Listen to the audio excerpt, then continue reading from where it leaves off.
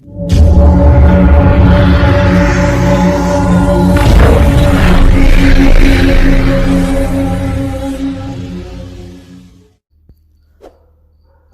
علیکم ورحمت الله وبرکاته. ملګرو یو ځل بیا مخلص یم د یاران ټکنالوژي یوټیوب چینل له طرفه ستاسو په خدمت کې حاضر یم.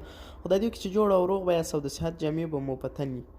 نن بیا د یو مهمه ویډیو مې راوړې ده تاسو ته څنګه کولی شو چې د یو بل چا تصویران په ډېرې اسانۍ سره موږ وګورو. هغه تصویران چې موبایل ته یې لاک ورلګولی وي، کوډونه یې ورلګولي وي، ګیلري یې لاک وي، خو یوازې د براوزر د لارې څخه، خو بغیر د انټرنټ څخه، بغیر د انټرنټه موږ کولی شو چې دغه ټول تصویران، اپلیکیشنان، ویډیوګانې هغه موږ کتلی شو.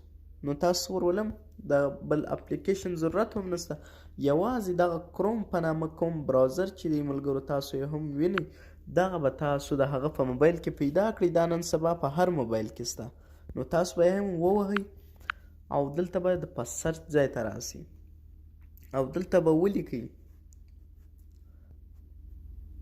فایل FILE، همدغه دوه ټکي تاسو پر سکرین وینئ ملګرو.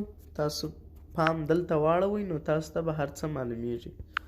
نو کله چې مو دوه ټکي هم وویل، بیا دغه دوه سلیشه، درې سلیشه یعنی البته، او بیا SD کارډ. نو چې کله تاسو دغه تورې ولیکل د په موبایل کې، نو تاسو به بیا هم سرچ کوئ. نو ملګرو دا ځای د ستاسو ډېر پام یې دا دی چې دا بغیر د انټرنټه کېږي. صحیح شو؟ نو دا دې ټول فولډران راله، یعنی 100% کار کوي. د ده په موبایل کې خدای دې وکړي چې ټوله لاک وي، هیڅ مشکل هلته نه لري. تاسو به صرف دا کوډ ورکړئ او تاسو راسئ. اوس نو په دا فولډرانو کې زه راځم، یو دغه فولډر خلاصوم چې د ډاکومنټس په نامه. نو ملګرو دا د خلاص اوس اوس ګورم، دا دی وینئ، دا تصویران دي، دا دی ملګرو. نو ټوله تاسو کولی شئ دا شان د ده په موبایل کې چې هر څه وي.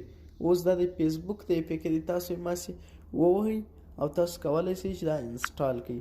نو ملګرو دغسې نور هم هر څه تاسو پکې کتلی شئ. نو ملګرو دا یو معلوماتي ویډیو او زه یم ستاسو کشر ور اختر جان. که غواړئ زما سره پر واټساپ اړیکه ونیسئ نو زما د واټساپ نمبر هم په ډسکریپشن کې شته. نو ملګرو که مو دغه ویډیو خوښه شوه، زما د یوټیوب چینل یاران ټکنالوژي ضرور سبسکرایب کړئ. اوس راکړئ ماته اجازت.